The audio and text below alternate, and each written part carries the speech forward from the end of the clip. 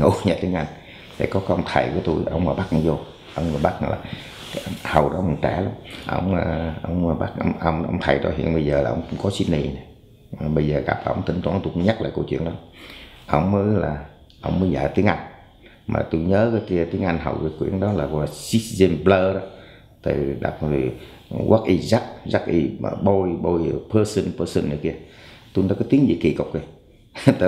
đã là boy rồi là người nha, Jack boy mà đã nói là boy là người rồi, còn boy là person là gì, cái kiểu không nhiều.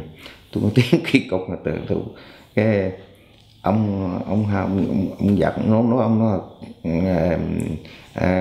các em hiểu không, thì tôi giơ tay tôi không hiểu. Cái ông làm nghĩa là tính toán ông hơi ba lần nào tôi giơ tay không hiểu hết. Cái ông nói cái thằng này bị cộng cái thằng này bị cộng, ông nói thôi cái cậu nhỏ này bị cộng. Cái tôi mới đứng tôi khóc, tôi vậy thưa thầy, con đâu phải bị cộng gì đâu, con đâu con thầy dạy thầy hỏi thì con không hiểu rồi, con ơi lần đầu tiên con biết tiếng Anh chứ, con mới học tiếng Anh chứ trong đời con đâu biết tiếng Anh gì. Con thưa thầy con không phải bị cộng, thầy thông cảm, thầy thương thông cảm tôi nghe. Xong cái có cái ông thầy, ông hiệu trưởng, mà cái ông đó là ổng có người, ông ở người Nha Trang đó, ông xuống ông mới kêu tôi lên, ông nói em làm sao thì tôi cũng kể nghe, tôi cũng trình bày, tôi nói từ vì con thực rồi con không có hiểu, con không học tiếng Anh bao giờ hết, cho bây giờ thầy dạy mà con không hiểu, mà con nghe con không hiểu, coi con với tao con nói con không hiểu chứ, tự vì thầy hỏi con mới nói chứ thầy không hỏi con với nó.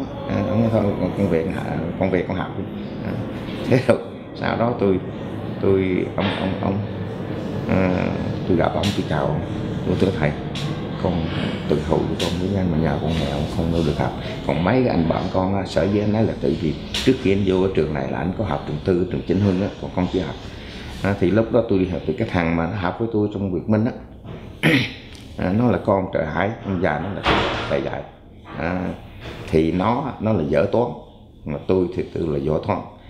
Thì bây giờ nó với tôi mới trao đổi, tức là tôi với nó trao đổi nha, tức là nó dạy tôi tiếng Anh, mà nó chỉ tôi tiếng Anh thì đúng hơn, nó chỉ tôi tiếng Anh mà tôi thì chỉ nó toán với lý hóa. Vậy mà rồi tôi cũng học rồi cuối năm tôi cũng thể kịp, đó, học rồi để ngủ. Lúc tôi học á thì tôi chỉ có 2 bộ đồ, mà tôi đi dép rau tức là dép bằng vỏ cao su, vỏ xe đó. Thì ông thầy ông thấy tôi nghèo quá, ông thấy tôi mặc, ông thấy tôi nghèo mà tôi học khó, mà tôi chịu khó tôi học, cho nên cái bữa đó có ông thầy, ông nói là ông tên Chui gì không, ông nói bây giờ đó thầy muốn lên cái quê của em, thầy coi cái quê của em với thầy muốn coi cái danh niệm Pháp để thầy, ông làm ông thầy mà trưởng lớp, ông thầy trong ông phụ trách lớp tôi. Cái ông lấy xe đạp ông chở tôi, giờ tôi về, ông lên thấy cái nhà tôi, ông thấy ông thấy ông già bà già tôi, thì khi mà ông lên ông thấy bà già tôi, ông già tôi đường đó là bắt đầu gánh củi để ra chợ bán. Thì ông lại ông thấy nhà tôi, nhà tranh phát đất mà cái nhà của chút là bằng dạng kia, thì ông thấy nghèo quá, ông mới thấy tội nghiệp quá, ông mới về, ông chở tôi về. Thì sau đó là ông vô, chính ông là con người mà đề nghị cho tôi được học bổng toàn phần. Tôi nhớ là học bổng toàn phần hồi đó là 300, được một tháng rồi được 320 là bao nhiêu, 320 đồng. Rồi ông mới, mà ông cho học bổng cho tôi để cho tôi đừng có đi làm nữa, nhưng mà tôi cũng cứ đi làm tiền cái tiền học bổng, tôi đem cho bà già, tôi đưa cho tôi nhắn bà già tôi thứ ba cho chủ nhật, tôi nhắn bà già tôi xuống, tôi đưa về cho bà già tôi, để bà già tôi qua. Ông thấy tôi làm, nó nói thầy cho con em học bổng rồi, sao em còn đi làm cũng vậy, để đưa cho bà già tôi.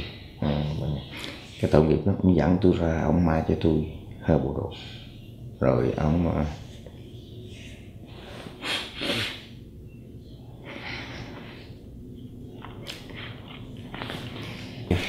ông mới dẫn tôi ra, ông sẵn cho tôi 2 bộ đồ.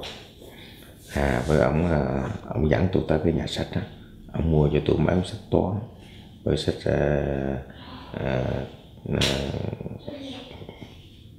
sách tiếng Anh rồi này kia. Rồi ông vô ông nói mấy ông thầy ở trong trường đó, có những ông không có dạy tôi.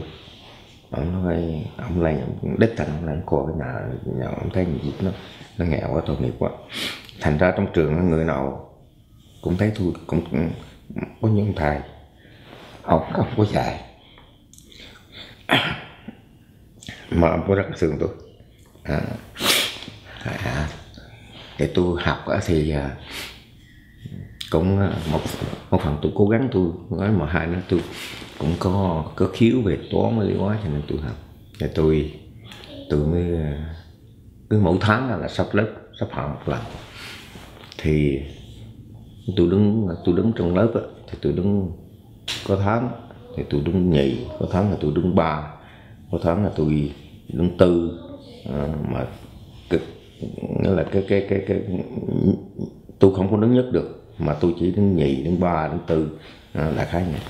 Thì mấy cái thằng mà học với tôi ở cùng làng tôi nó giống như là nó ganh tị tôi. Nó nói tôi là chó tấp nhầm ruồi. Rồi nó nói tôi thì là nịnh mấy ông thầy, cho nên mấy ông thầy cho điểm tôi, nịnh mấy ông thầy cho nói ông thầy cho điểm tôi cao để mà tôi đứng cho thật sự. Nó nói tôi không tôi nói tôi làm thinh thôi, tự mình nghèo. Rồi cái bắt đầu tới kỳ thi hồi đó gọi là thi diploma tiếng Anh nó gọi là diploma, tiếng Pháp không biết, tiếng Pháp nó gọi là diploma, tiếng Việt gọi là thi trung học đánh giá cấp. Thì tôi thi trung học cấp tôi đậu. Trong lúc có mấy thằng ở trong làng, trong xã tôi, trong huyện tôi không có thằng nào đậu, có mình tôi đậu. Lúc đó là mấy thằng nó học một lớp với tôi, nó mới hết nói tôi là cho tao nhầm rồi. Trong làng hầu đó thi trung học đầu trong học gia cấp thì giống như trả trong huyện để biết mà. Cái họ biết là có 2 lý do. Thứ nhất là nhà tôi nghèo, nói cái thằng con ông nhất nhà nghèo cực khổ như vậy mà nó đi học nó cực khổ như vậy mà thi nó đậu, còn mấy cái thằng kia con nhà giàu mà học không thằng nào đậu hết. Ở trong huyện hầu đó có mình tôi đậu. Thành ra hầu đó cái tiếng của tôi trong nhiều người biết. Thì tôi đậu trong đại cấp. Thì lúc đó thì cái gọi là cứ đậu trong đại cấp rồi là đi sư phạm 1 năm thì ra đó sẽ làm hiệu trưởng tiểu học. Thì tôi mới nộp đơn như thế.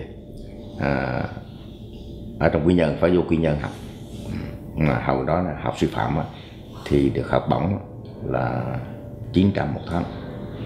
Thì có tiền học bổng đó là đủ học rồi. Học 1 năm là ra sẽ được bổ nhiệm làm hiệu trưởng tiểu học, tức là dạy lớp gọi là lớp nhất tức là lớp cuối của tiểu học. Tôi đơn nộp đơn đó, tôi bây giờ tôi nộp đơn ra.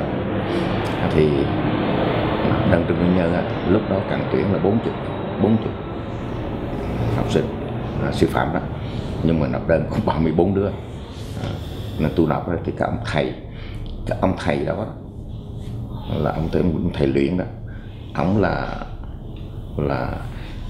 không có dạy tôi, ông dạy là để thật để lộc thôi.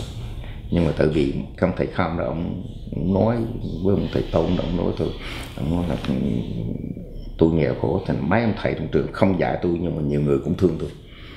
Thì cái ông thầy luyện đó, bữa tôi gặp ông, tôi khoanh tay tôi chào, tôi cúi đầu tôi chào. Mà tôi học tôi lễ phép. Tôi gặp là thầy là tôi khoanh tay tôi cúi đầu tôi chào. Thì cái ông mới kêu tôi vô, ông kêu tôi vô cái chỗ bắn kem, bắn kem. Ông mới kêu một ly kem cho ông, một ly kem cho tôi. Ông đi tôi ăn. Tôi ngồi tôi ăn. Ông mới nói giờ em đậu rồi, bây giờ em định tới làm gì? Tôi nói giờ thầy, con đi hồi đó là nói chuyện với thầy là xưng con không con đi sư phạm, thầy con ra con đi dạy học để con kiếm tiền, con giúp gia đình. Cái ông mới nói thầy